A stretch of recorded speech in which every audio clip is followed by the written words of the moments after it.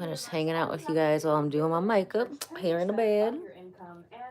And I wanted to tell you guys about our next Flux with Friends episode 7 live. We always go live with these on Instagram. So it's going to be this Thursday at 10:15 a.m. I know we usually do them at night, but this is going to be 10:15 a.m. And I'm talking with my childhood friend. So excited. I did a post on here earlier. And both of us grew up Mormon together. I quit when I was 17, and she quit 2 years ago at age 35. So it's going to be a really interesting contrast. We're going to talk about the magic underpants, polygamy. A lot of people don't know that, like, they either think of Mormons LDS as like the FLDS, which are the ones who do actively do polygamy in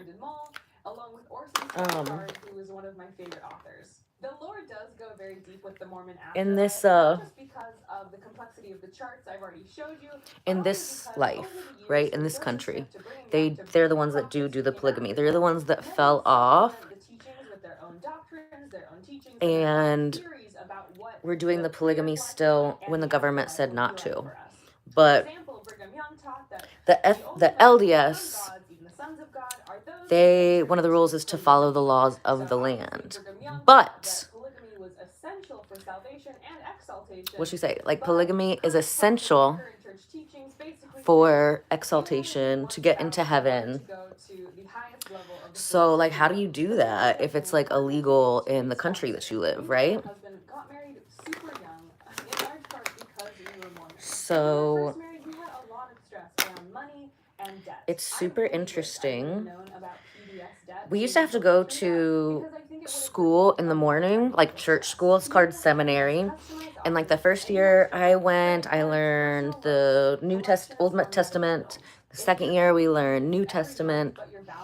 The third year we learned the Book of Mormon, and I quit about halfway through that because it just didn't make sense. It didn't make sense. Hi. And I feel like everybody who is still like sleeping ended up being Mormon. Like everybody who was sleeping through seminary. For me, like maybe it's the autism or something. Hi. But I was like, dude, if this doesn't make sense, then like I can't do it. I'm not going to dedicate my life to this if it doesn't make sense, right? So the moment came, it was almost like a year into, the year was almost over, and we were learning about the Book of Mormon. And like I said, a lot of the people were sleeping, the missionaries were there, and we get to talking about the part where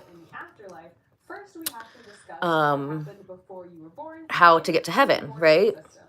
So you can't go to heaven. You can't get to the highest level of heaven, which is like the celestial kingdom, unless you are in some kind of polygamous marriage, right? It's interesting because like my dad was like so against like Muslims and stuff when I was younger.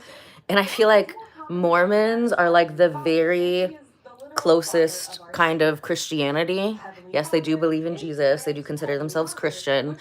That is closest to Mormon. So that was always like very interesting to me. So anyway, so we get to the part and they're like, oh, they're like, okay, well, you can't go to the celestial kingdom and become gods unless you are involved in plural marriage. So I'm like, okay, so does that mean I can have like multiple husbands, right? Oh, no. That's only men get multiple wives. So I'm like, okay, well, do I get to hang out with the wives too? Do I get like a girlfriend wife? Oh, no. No, gay is not allowed in Mormon stuff. So I was like, well, what? Like, I don't want to go to your version of heaven. This is crazy. Who wants to do that? And so her rational, like, as I was like, that's stupid. So the lady who's teaching seminary, her explanation was, well, You should just be grateful that you have other women to share your heavenly duties with. I'm like, what? Heavenly duties? So you're telling me that if I go to your version of heaven, that I'm gonna have to do freaking laundry? Nah, I quit. I quit. And then when you quit, like, you know what I mean? So it's literally like telling, it was literally like telling your parents you're gay, you know? Like, and then of course, they're just doing their best. They don't want you to like go to hell or eternal darkness or whatever. So they're just like doubling down on, like I had to go to church like every single day. Hey, cutie pie. So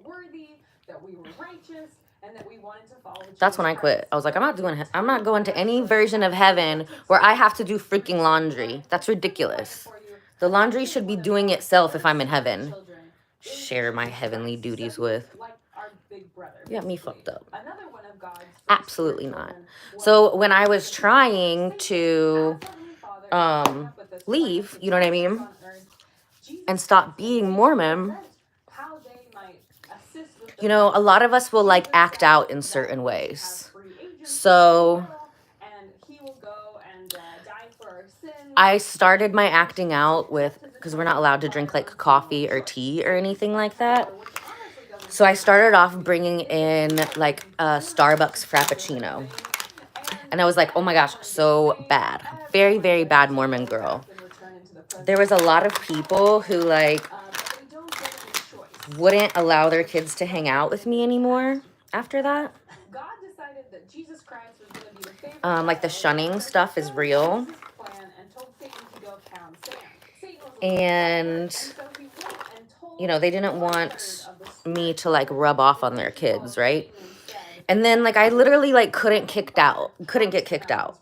And somebody had brought this to my attention a couple years ago because the missionaries were still trying to like recruit me until right around when I turned 30.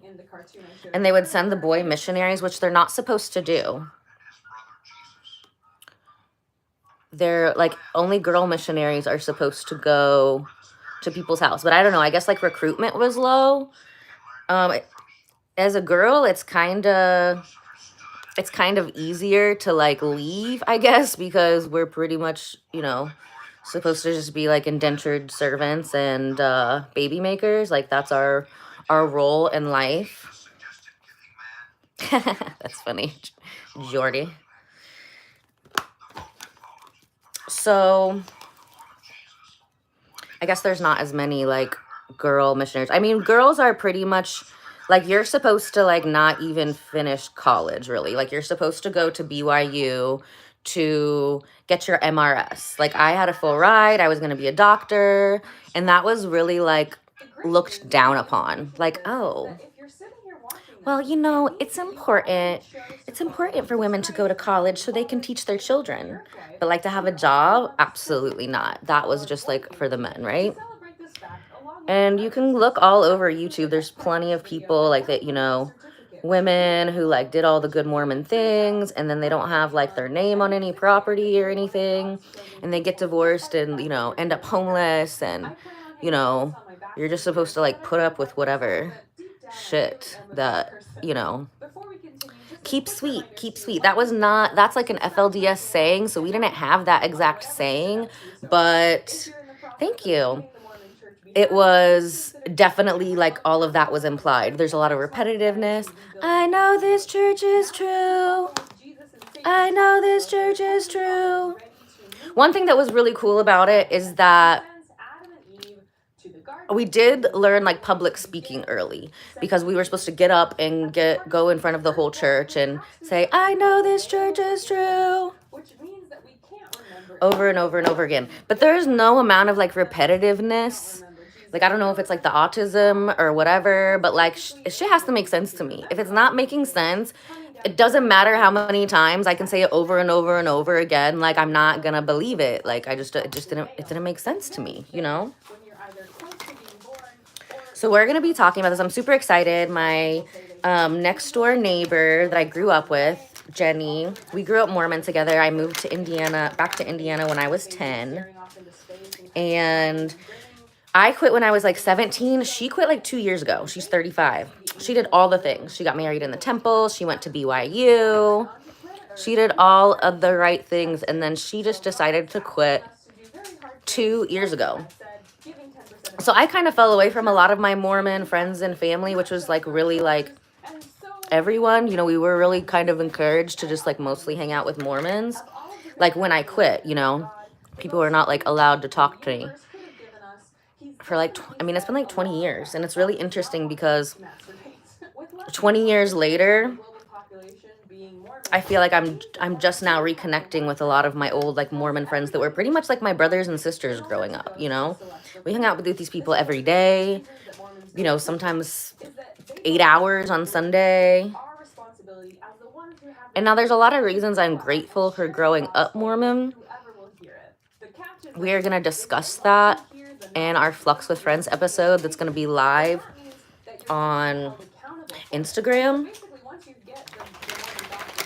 I don't know. We might do it here. Should I do it live on Instagram? That's where we have been doing it. Or should I do it live here? I'll have to check with my editor because we got to see what the quality is. But the quality when I've been taking the lives off of Instagram, we do edit those Flux with Friends episodes and make them all cute and re-upload them here. So we have 3 episodes out. On Instagram, we're going to be filming episode 7. So we're going to be coming out with a new one every 2 weeks. So make sure you like, subscribe, turn on your notifications so you can get alerted when those are about to premiere. You can also go to the premiere and join the waiting list. And then it'll let you know, I think like 2 minutes before it goes live so that you don't miss out. And we will have like a live conversation and stuff here on YouTube when those premiere. So I'm super excited about this. It's definitely like helps when you're like sticking together with like other Exmos, I guess. I just learned that that was a thing. That was like a word for like a month ago. So yeah, when they still wouldn't let me leave, like they wouldn't like let me out, then, you know, I started doing like a lot of drugs. I had another friend who started like having a lot of sex with people, and it was like it didn't really work out well for her. Also, I'm very particular about like people like touching me, people coming into my energy. Probably like the autism thing too, like, you know, don't touch me, don't look at me if I don't like you. You know what I mean? So that was just like hoeing out was just never gonna be like a thing for me. But I mean, I went to church on acid. I went to church on cocaine. I mean, I didn't want to like totally ruin my whole life. I mean, I always still got great grades. That was always still important to me. Because I didn't want to ever have to like depend on a man or anything or be trapped. Like to this day, like just thinking about marriage because of how we grew up, it just like, ugh, I get like PTSD, like it just seems like a trap. I'm just now starting to like open up my mind to it being different by like focusing on my friends who do have like beautiful marriages, you know what I mean, that I would consider that are not trapped. Like they look very happy. But, you know, it's been quite a few years where I've just really new to like kind of like opening my eyes to that. It still does freak me out, but less than it did. And then like we were supposed to wear like these magic underwear and stuff, right? Like I quit before all of that, thank goodness. But Jenny can tell you more about that. And because we were like raised to be really kind of like ashamed of our body, like, you know what I mean? It was weird because they wanted us to be ashamed of our bodies. But at the same time, it was like kind of okay for, you know, older men to be like saying inappropriate things to you when you were like babysitting, right? Like 16, like I know in Utah, there's a lot of people, it's kind of common to get married at 16. But I got this wig. It's called Wigs for a More Valuable Beauty. So you guys got to let me know if this makes me look more valuable. So, you know, it's really, I was never like a good, I don't want to say like a typical like Mormon because I was not like compliant, right? I always got all of the like extra credit and stuff, you know, when we learned how to sew, when we learned how to cook, like everything but like compliance. You know what I mean? I was pretty good at. And I'm sure we're gonna have like more than one episode of this, right? Because there's just so much. So if you guys have any questions, you know, leave them in the comments here. And then we will answer those in that question. Because there's stuff that I'm still learning about Mormon, like that you like being Mormon, that like since I quit when I was still like technically a minor, like different ceremonies that like I didn't do because I wasn't of age to do them. We did do the what do you call it? Baptisms for the dead, where we would dress in like a jumpsuit, pretty much, like a white, very culty, a white jumpsuit that zipped up, and ooh, and then we would get like baptized in this like giant. It was like a big bathtub that sat on the backs of like 12 oxens, and they're supposed to represent the 12 tribes of Israel. And then we would have somebody like dunk us under. So we would probably get baptized, I would guess, like maybe like 20 times for people who had died. So to this day, like I'm just like wondering about like, should I like, I'm not religious. I am like spiritual. I do love Jesus and stuff. Like I have more of like a Christ consciousness view on that kind of stuff. I wasn't for a long time. You know, I mean, I just marked it all off until I think I was like 22, and I ended up going to jail. I violated probation for a DUI. I couldn't get a hold of anybody. And because I'd really just like blocked myself off from that. And then, you know, I had nothing left but to do but like pray, right? So I prayed, and then immediately when I prayed, I mean, it had been like, I was like 22. So I had not been Mormon for like 5 years. Like I read the Quran, I went to all these different Christian churches, and I just didn't find anything that like fit, right? So there I am, I'm on the jail floor, like sitting on the jail floor, trying to like by the phone, like nobody knows that I'm in there. I'm like, oh my gosh, my whole life is gonna be ruined, right? And then it pops into my head, like right after I started praying. And I had realized that, you know, God never shuts the door on us. It's only us that can shut the door on God, right? So I prayed, and probably like the first time in like 5 years, because I had broken all of that off. You know what I mean? I just broken away from all of it. Like I was just like, I don't believe in any of this stuff. I don't know what I believe in, right? And then I prayed, and then it came to my mind that where I was in jail was in the same county where my mom was working. So I was like, bing, like immediately. Call your mom. Call your mom. Like, so I literally called her business office, and luckily, like the front desk lady had just recently gotten a DUI, and she's the one who answered. So they gave her the phone, and that was like me, like that was such a blessing, like that DUI, because it really like opened my heart back up to, you know, connecting with God and exploring that relationship. And, you know, like now I talk to God all day. I know I don't need like a middleman to, you know, deliver the message for me or anything, you know. We can do that ourselves. So I left my mascara downstairs. I need an upstairs mascara. So yeah, after like I love doing like a lot of boudoir shoots, and really like exploring like our, you know, band sensuality. Like a lot of times when you're super repressed like that, like you really like wild out, right? And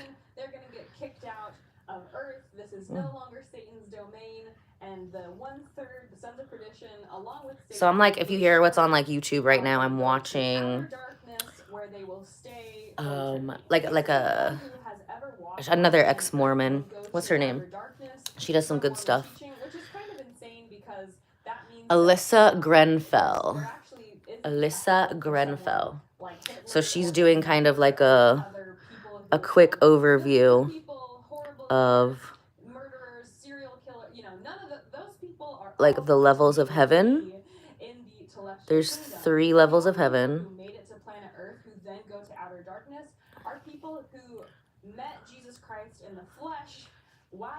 So yeah, the part that she's talking about right now is wild. Like, so you can be like a murderer, you can be like, do anything horrible, you know, any kind of that icky stuff, and you can still enter the lowest level of heaven, which is here on earth, which is like the terrestrial kingdom, like a terranium. But if you knew about the Mormon church and then you denied it, then that's when you go to outer darkness, which is like their version of hell. I was like, I remember being like, outer darkness is gonna be lit. All the cool people are here.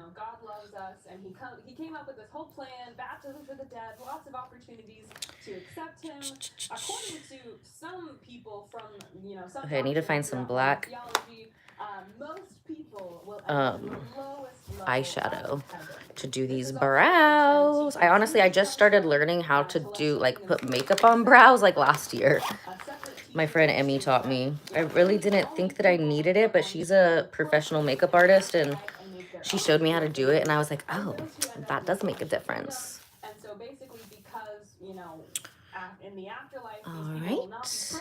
So I'm going to go fix up these brows and put a little mascara on, getting ready for work. I'm going to go do some face sculpting.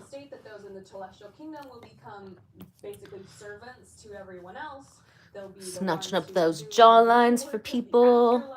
And I'm getting rid of some eye bags on this individual. They've got some lines in the forehead. See how I don't have lines? Very mindful, very demure. That's because I do non-invasive face sculpting. So I will post this final look for you guys on my Instagram page. I might post it here too. I'm still learning about the whole posting here. Bardo 1111. If you do want to join us for the live, then yeah, go follow my Instagram, Bardo 1111, and we are going to be going live at 10:15 a.m. on Thursday. Or if you have any questions now, you can also, I posted a little picture of us, like a little preview picture of us on there. So you can also post any questions under there, and then we'll be happy to answer them if you cannot make it to join us live. The chance to accept Mormon baptism in the afterlife on Thursday. So thanks for hanging out with me today while I did my makeup, or most of it. We got to get some mascara in the upstairs bag. Oh, here's the brow stuff, but this is like a dark blonde brown stuff. So thanks so much for joining me. Make sure you like, subscribe, turn on the notifications. Our next Flux with Friends that's going to be debuted here on YouTube is going to be not this Friday, but next Friday. And we're going to be talking about body sculpting, body positivity, and boudoir with my girl Alexis Ray of Alexis Ray Boudoir. She's a little bit famous. She has people who fly in from all over the country to work with her. And she's so talented. I adore her.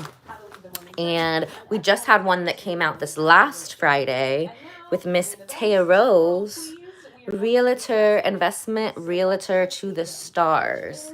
So she just opened a branch of Aston Roan Sports and Entertainment Real Estate Investment here in Indiana. I'm so proud of her.